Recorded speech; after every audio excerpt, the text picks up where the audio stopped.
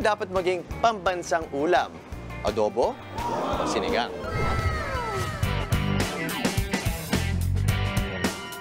Anong dapat maging pambansang ulam natin?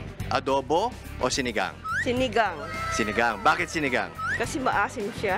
Maasim. So dapat yung pambansang ulam natin, maasim. Opo. Ano yung ibang ulam na maasim? Paksiw. Paksiw.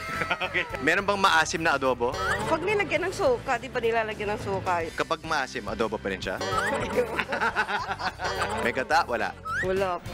Sa akin po, adobo. Adobo. Bakit adobo po? Kasi po yun na yung nakasanayan natin na simulat sa pagka may okasyon, palagi pong nandiyan. Palaging may adobo. Anong klaseng adobo? Pwede ring manok, baboy. Pwede ring kangkong, adobong kangkong. Meron bang adobo na gawa sa isda? Meron po, natikman ko yan, adobong galunggong. Adobo na may gata o wala? Wala po. Wala. Ano mga gata fans dito?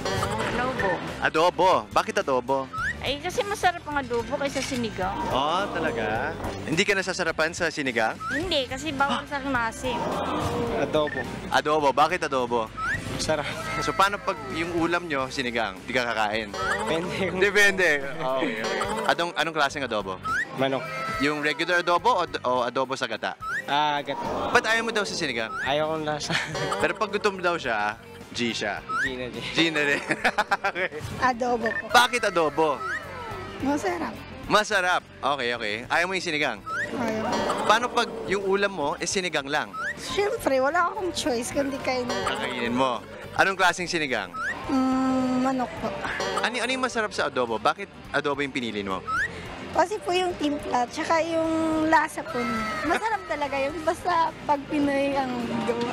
Sinigang. Sinigang. Bakit sinigang? Kasi masarap eh. Mas masarap. Paano mo nasasabing mas masarap siya? Masarap pag tinola. Masarap pag, pag tinola? Hindi ba magkaiba yung tinola at sinigang? Oo, magkaiba nga. Adobo o sinigang? Hanggang sa susunod na tanungan, ako po si Justin Quirino para sa Tanong Ko Lang. Kain!